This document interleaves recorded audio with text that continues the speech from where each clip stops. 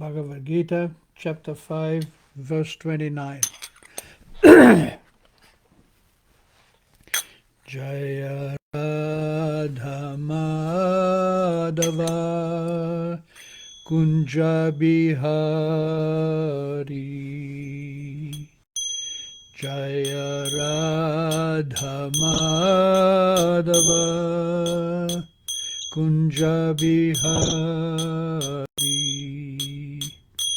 Jaya Gopi Jana Vallabha Girivaradhari. Jaya Gopi Jana Vallabha Girivaradhari. Yashodanandana Braja Jana Ranjana. Yashodanandana Braja Jana Ranjana. Jamuna Tira Vanachari. Yamuna Tira Vanachari. Jaya Radha Madhava Kunja Bihari. Jaya Radha Madhava Kunja Bihari. Gopi Jana Vallabha Girivaradhari. Jaya Gopi Jana Vallabha Girivaradhari. Yashodanandana Braja Jana Ranjana. Yashodanandana Braja Jana Ranjana. Yamuna Tira Vanachari. Jamuna Tira Vanachari. Jaya Radha Madhava Kunja Bihari.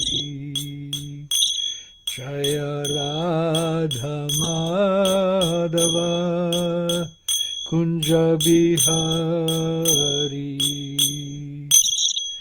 Jayam Vishnupada Paramahansa Parivrajakachaja Stotara Sata Shri Srimadesi Bhaktivedanta Swami Shri Prabhupada Ki Jai.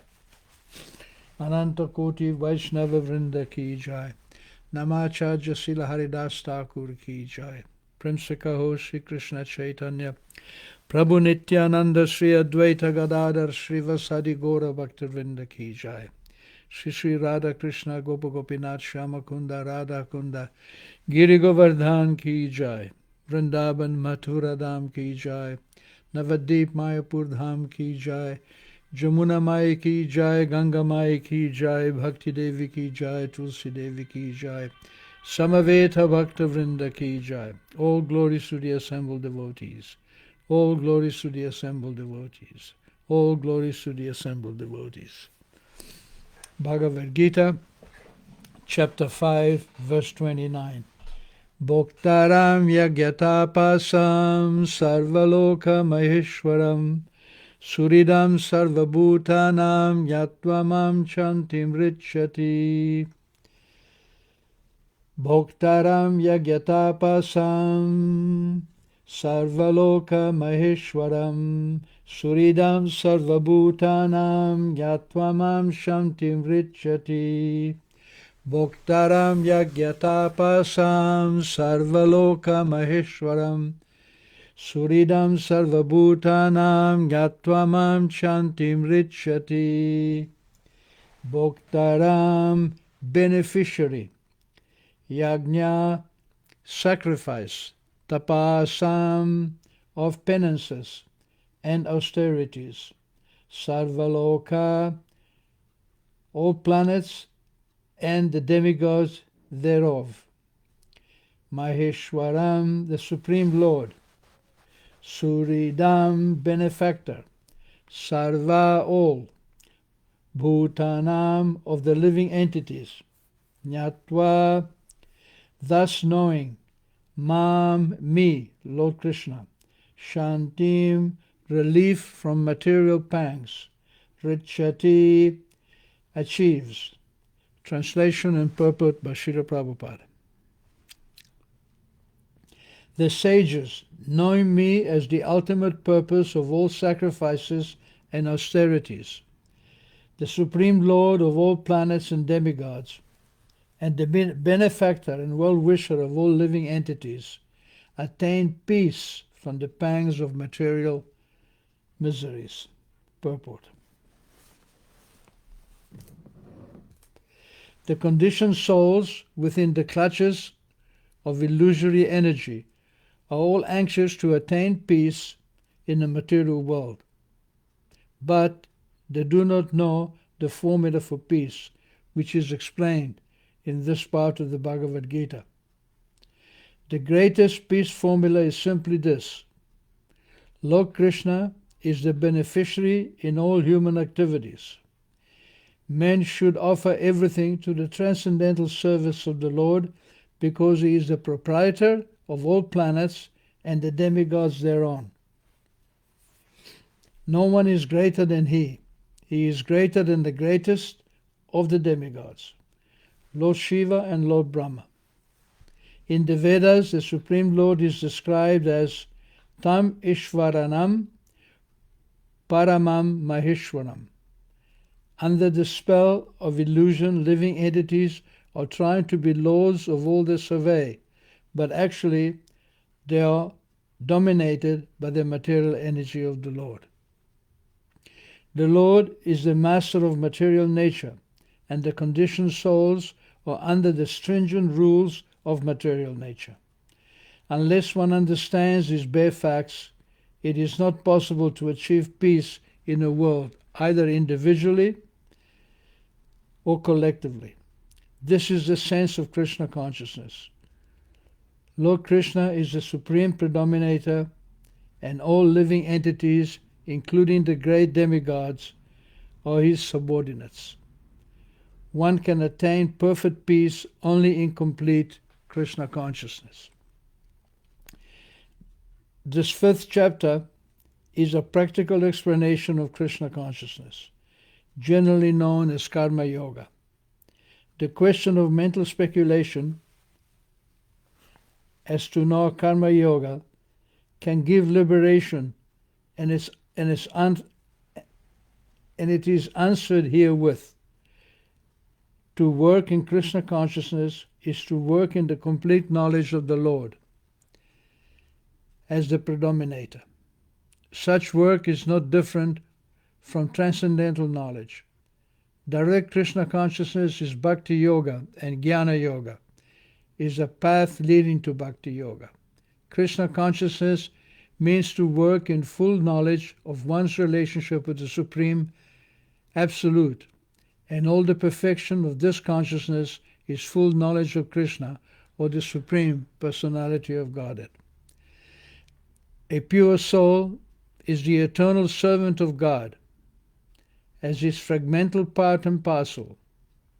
He comes into contact with Maya illusion due to the desire to lord it over Maya, and that is the cause of his many sufferings. As long as he is in contact with matter, he has to execute work in terms of material necessities. Krishna consciousness, however, brings one into spiritual life even while one is within the jurisdiction of matter, for it is an arousing of spiritual existence by practice in the material world. The more one is advanced, the more one is freed from the clutches of matter. The Lord is not partial towards anyone. Everything depends on one's practical performance of duties in an effort to control the senses and conquer the influence of desire and anger. and attaining Krishna consciousness by controlling the above-mentioned passions, one remains factually in the transcendental stage of Brahma Nirvana. The Eightfold Yoga mysticism is automatically practiced in Krishna consciousness because the ultimate purpose is served. There is a gradual process of elevating in practice of yama, niyama, asana, pratyahara, dhyana, dharana, pranayama and samadhi. But these only preface perfection by devotional service, which alone can award peace to the human being. It is the highest perfection of life. Bhoktaram yagyatapasam sarvaloka maheshwaram suridam sarvabhutanam yatmamam shantim richati. So this is a famous verse. Prabhupada first quoted it in New York early on, 1966, and he called it the peace formula. In those days there was the Vietnam War. There were many demonstrations in America for peace. And Prabhupada said, you want peace? Well, this is the formula for peace. That Krishna is the bhokta or the enjoyer. Krishna is the controller of everything, and Krishna is the friend of everyone. Why is Krishna the bhokta? Krishna is the bhokta or the enjoyer because he's the owner. We cannot claim ownership over this material world. I keep repeating again and again, it is such a simple thing. We are born with nothing and we leave with nothing. Nothing, we create nothing. We simply use what is already there. The creator, no one can claim that I am the owner of everything. Nobody owns anything. I may claim that I own a piece of land, or the American people may claim they own the land of America, or the British may claim they own the land of the British Isles, or the Germans or the Italians, and so many different nationalities claim ownership over the land. But actually that land remains there and the people come and go.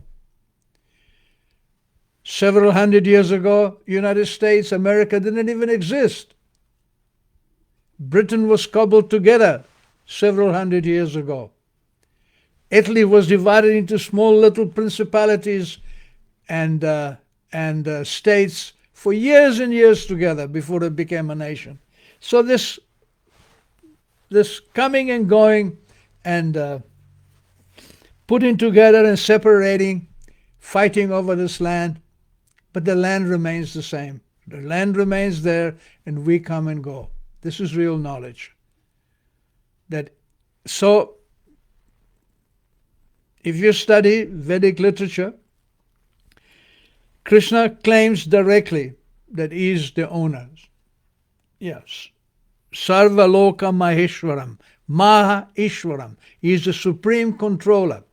Even if you don't accept Krishna is a person, as in some religions they don't accept Krishna. But still, one has to accept that he is a controller. I explained last week that everything in this universe is moving exactly according to plan.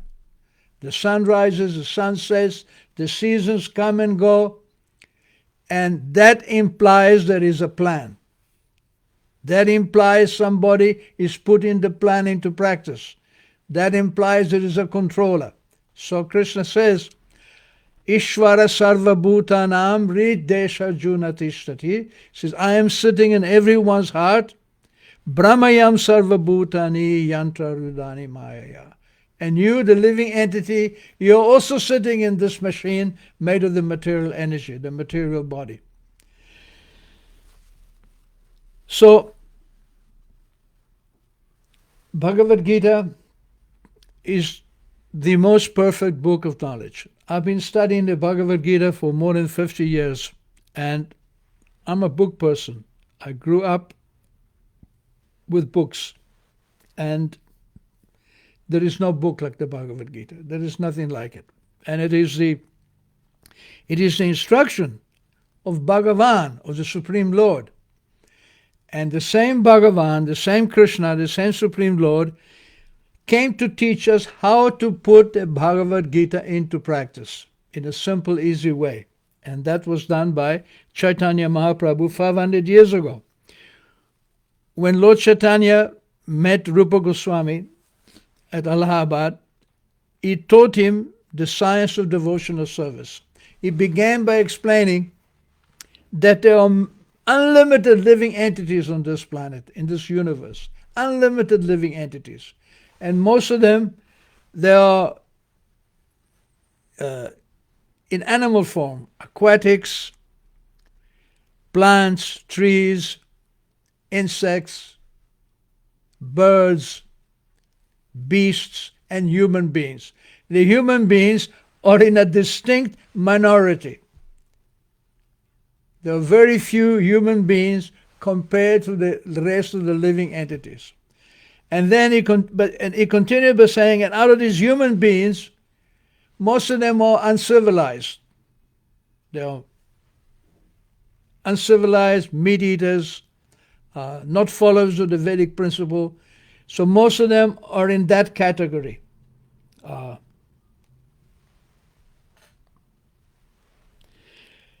And what is left over of those who are civilized, there is of the small minority that are civilized, most of them pay lip service to religion.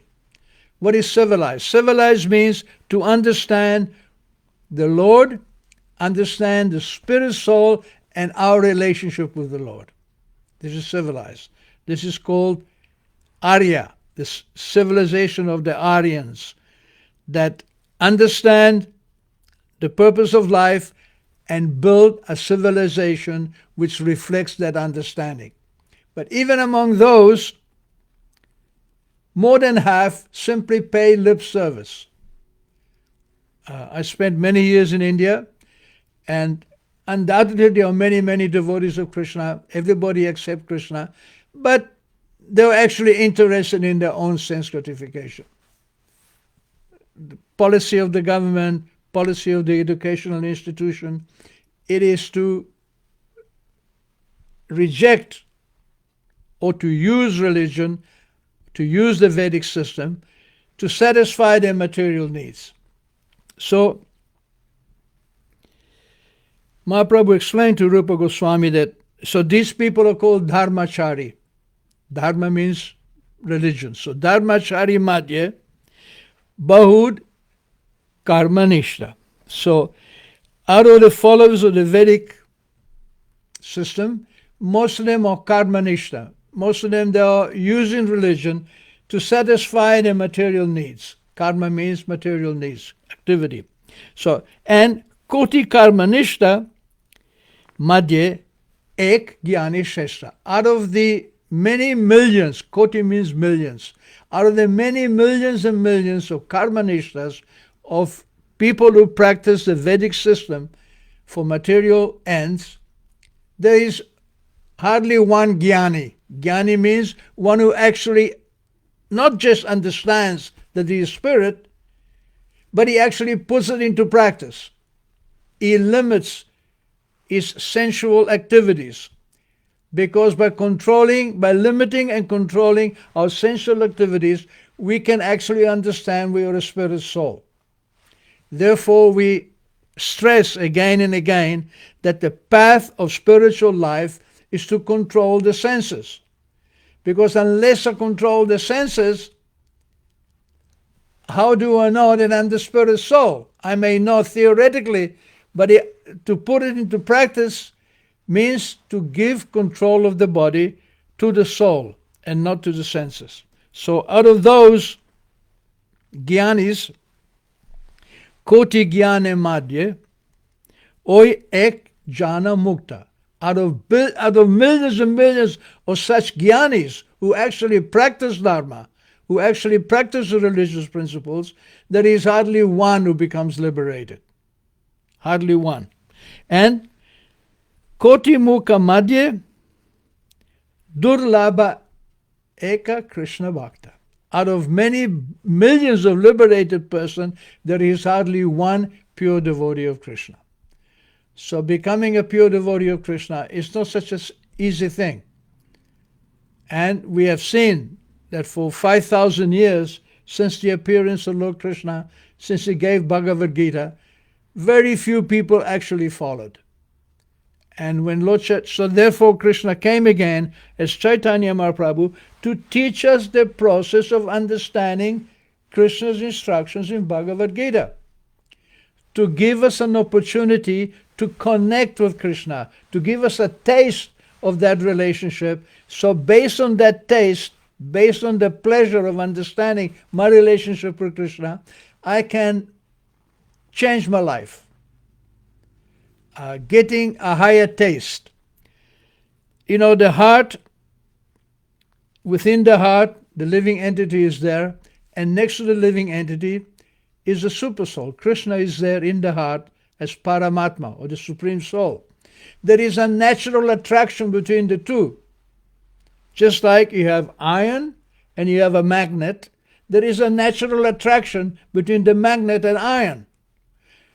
But if the iron becomes covered with rust, that attraction becomes diminished. The more rust there is around the iron, the less it will be attracted to the magnet. So in the same way, the living entity, when he is covered with the rust of material activities, then his attraction to the super soul becomes minimized, it becomes less and less. And Lord Chaitanya came to teach the process of cleaning the heart, Cheto Darpana Marjanam. The consciousness within the heart is cleaned by chanting the holy names of the Lord. And the more you chant, the more you clean that dust, that rust becomes clean, the more the attraction to Krishna becomes manifest. It is already there. Just because the iron is covered in rust, it doesn't mean that it is not naturally attracted to a magnet. Simply remove the rust and that attraction becomes there.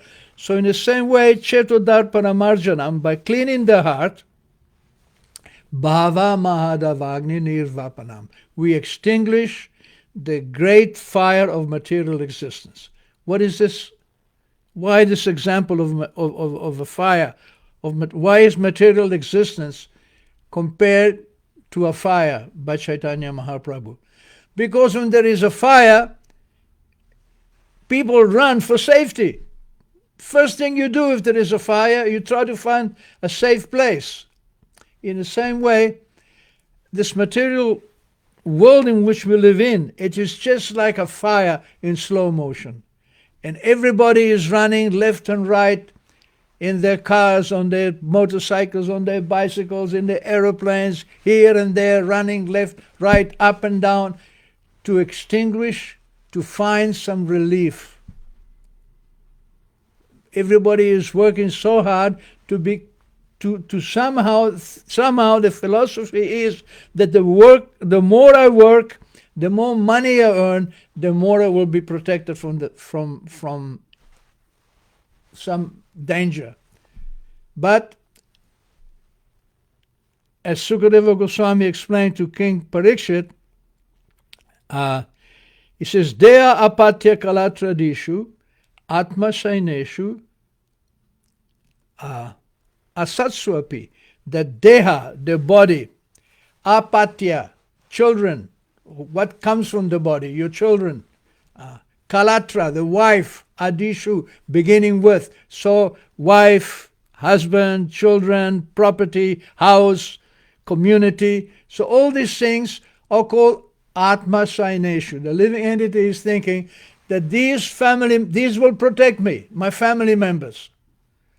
And you can actually, when I grew up in rural Italy, every family owned some land, little piece of land, and there would be a joint family. Like in our family, on my mother's side, there were more than 30 members, all living together. because by living together we protected each other. So this protection from the family becomes like our soldiers who protect against the enemy. But Atma Saineshu, these soldiers are asatsu, they are temporary. They cannot protect you from death. They cannot protect you from another birth. They cannot even protect you from the miseries of material life. So, Atma Saneshu Asatsvapi Pramatnadidanam, to rely on the material energy to try and become safe in the fire of material life is pramata, is crazy. It doesn't work. Nidanam, it brings you down. Pashyam api na pashyati, even though we can see this, we cannot see. So, Lord Chaitanya is explaining that by chanting, we clean the heart, we make a connection, we re-establish our original connection, which, by the way, it is Nitya Siddha. Krishna Bhakti, or the relationship between Krishna and the living entity, it is Nitya Siddha. It is eternally there. Shadya Kabunai, you don't get it from anywhere else. It is already there. Shravanadi Sudha Chitta, by the process of chanting, of cleaning the heart, Karayodoya becomes automatically manifested. So Mahaprabhu brought this process of chanting, that the gradual process of meditation and yoga, like explained here in the purport. Yam, niyam. Yam means, yoga means to control yam, to control the senses. Niyam, to practice the different rules for spiritual advancement. Asan, sitting posture. In other words, asan means to put yourself in a position favorable for understanding your spiritual nature. Pratyahara, to withdraw the senses from the sense object. Dhyana, meditation. Dharana, maintaining that meditation. And then pranayama, the breathing process, and samadhi, to actually understand the presence of the Lord in the heart. So this process of called Ashtanga Yoga, or Eightfold Yoga, used to be practiced in previous ages. But in this age, in our society in which we live, it is not possible. You cannot practice yoga as it is explained in the Yoga Shastras. So, Lord Chaitanya gave a very simple process, and the process is chanting the holy name. Shreya Kairava Chandrika Vitaranam. Chanting the name of Krishna is so wonderful, and it brings freedom from the forest fire of material life. It is like the cooling effect of the rays of the moon. Chandrika Vitaranam, Vidya Vadu Jivanam. It is the life and soul of the living entity. As I said, it is already there. It simply becomes again manifested. Sarvatma Snapanam. It bathes the soul and cleans the soul. Just like when you bathe the body, when you wake up in the morning and you're groggy and sleepy and you take your morning bath, you feel so refreshed, you feel awakened. So in the same way, the chanting of the holy name bathes the soul and cleans it from the contamination that prevents us from being attracted to the Supreme Lord. So this is the process. Thank you very much for listening. We have some comments from Mandy Prior from England, from Cambridge, Hare Krishna Mata, and from Atma Pagemaker, who is my dear godbrother Atma Vidya Prabhu from Germany, Jamuna Jivan, and Jean-Paul Burgess. Thank you very much for connecting, and we'll see you on Friday. Hare Krishna.